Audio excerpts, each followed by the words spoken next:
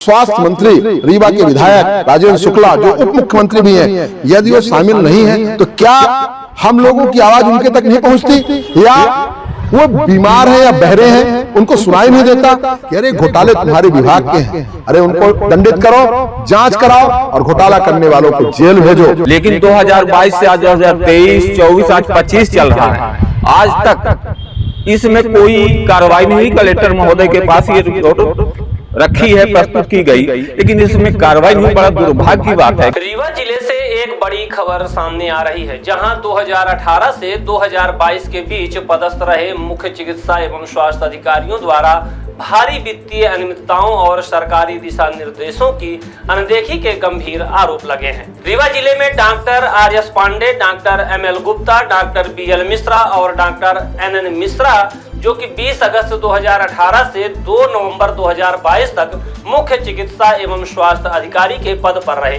उन पर आरोप है कि उन्होंने स्वास्थ्य आयुक्त द्वारा प्रदाय सफाई, धुलाई और बीएमडब्ल्यू प्रबंधन से संबंधित बजट का दुरुपयोग किया।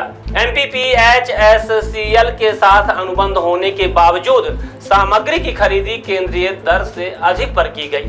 Bleaching powder, dressing pad, glucometer और स्ट्रिप्स जैसी सामग्री आदि मंगवाकर फर्जी भुगतान कर सरकारी धन की बंदरबाट की गई। इतना ही नहीं, दस्तक अभियान के तहत भी गंभीर अनियमितताएं सामने आई हैं। दस्तक अभियान में दवाइयों की खरीदी बिना पोर्टल पर फीडिंग से की गई और शासन की गाइडलाइन का पालन नहीं किया गया।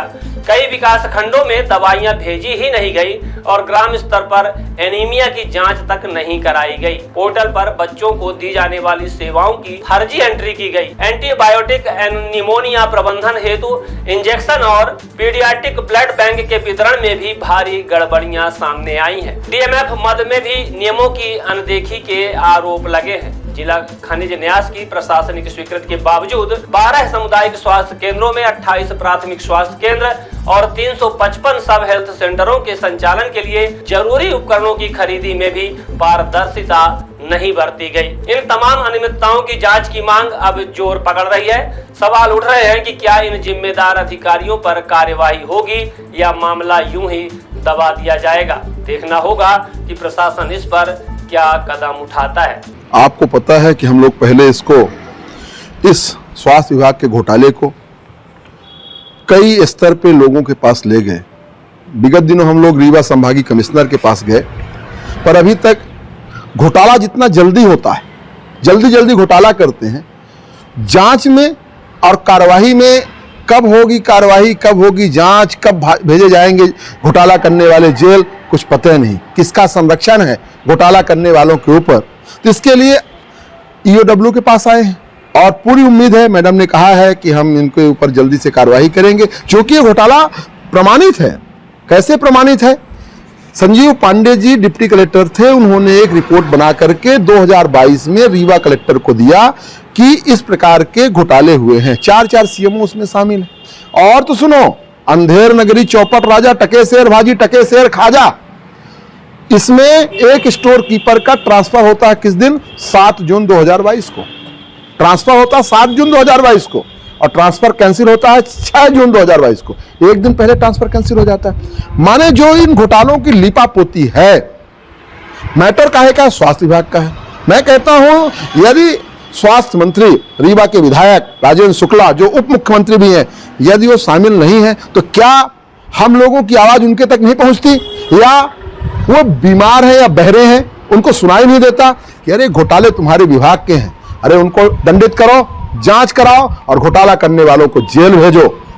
पर उनके ऊपर जो नहीं रेंग रही है, इसलिए हम लोग EOW आए हैं। पूरी उम्मीद है कि जांच होगी और घोटाला करने वाले लोग जेल जाएंगे, और जनता ने जवाबदारी दी है सड़क की, तो यहीं रुकेंगे नहीं। यदि यहां भी नहीं हुआ तो हाई कोर्ट भी जाएंगे, पर घोटाला करने वालों को जेल भेज के रहेंगे। कि रीवा के कलेक्टर के पास जितनी रिपोर्ट जाती है, चाहे वो आपने देखा होगा PHE का हो, चाहे सिंचाई विभाग का हो, जितनी भी रिपोर्ट रीवा कलेक्टर के पास जाती हैं, पता नहीं कौन सा रैक बना के रीवा के कलेक्टर ने रखा है, उस रैक में रख देते हैं कोई जांच रिपोर्ट जिसमें प्रमाणित है कि ये घोटाला हुआ है। पता नहीं रीवा कलेक्टर को क्या हो गया है कि जांच रिपोर्ट, भाई जनता के पैसा की जांच रिपोर्ट है, घोटालों की रिपोर्ट है, उसको सार्वजनिक कर दो। ये हम लोग रिपोर्ट कहां से लेके आते हैं, इसके लिए कितना पापड़ बेल, ये हमको करना चाहिए। जब रीवा 2022 से रीवा के कलेक्टर क्या कर रही है, तो हम मुख्य सचिव के पास भी जाएंगे, किस प्रकार के रीवा कलेक्टर को रखे, बाड़ी ही खेत खा रही है, कौन बचाएगा रीवा की जनता को, इसलिए उनके ऊपर भी कार्रवाई होनी चाहिए। देखिए 2018 से 2022 तक के बीच में स्वास्थ्य विभाग में इतने घोटाला हुए कि उसकी पूरी ये लिस्ट अपने सामने है। आज ईओडब्ल्यू ऑफिस अपन लोग आए, माननीय जी को आवेदन दिया है। मैं तो निवेदन करूंगा कि 2022 में यहाँ के डिप्टी कलेक्टर संजीव कुमार पांडे जी ने जो रिपोर्ट 7 सदस्यीय समिति की जो गठन हुआ, गठन के साथ जो रिपोर्ट प्रस्तुत की, वो रिपोर्ट हमारे हाथ में है, हमारे सामने है। लेकिन 2022 से आज 2023, 24, आज 25 चल रहा है, आज तक इसमें कोई कार्रवाई नहीं हुई। कलेक्टर महोदय के पास ये रिपोर्ट रखी है, प्रस्तुत की गई, लेकिन इसमें कार्रवाई नहीं हुई। बड़ा दुर्भाग्य की बात है कि इतना बड़ा घोटाला, इतना बड़ा गमन स्वास्थ्य विभाग में हुआ।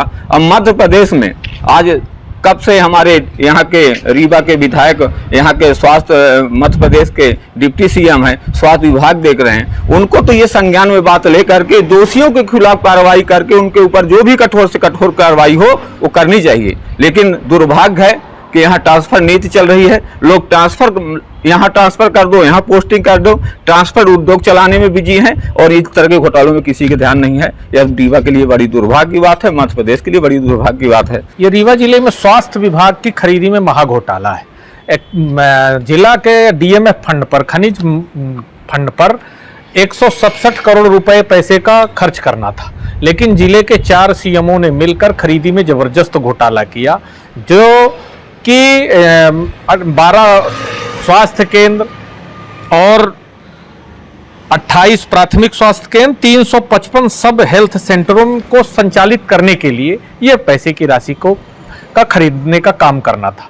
जिस पहला खरीदी इन्होंने किया 244 रुपए में 40 लीटर की डस्टबिन खरीदनी थी, इन्होंने 1300 रुपए में खरीदी। दूसरा एक स्ट्रिप आती है डायबिटीज की, 16 रुपए 50 पैसे में उसको खरीदना था, इन्होंने उसको 1650 रुपए में खरीदी। एक टेबलेट आती थी 399 रुपए की, उसको 990 रुपए में खरीदी।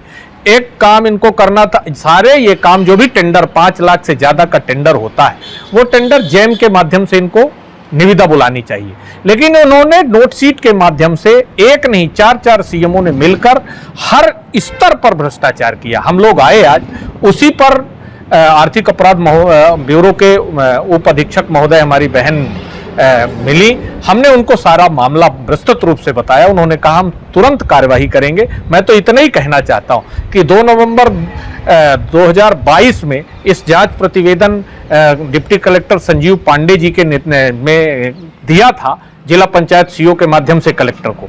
आज दिनांक तक कोई कार्यवाही नहीं हुई। हम ये जानना चाहते हैं मध्य प्रदेश सरकार से, स्वास्थ्य मंत्री जी से, कि ऐसा क्या है।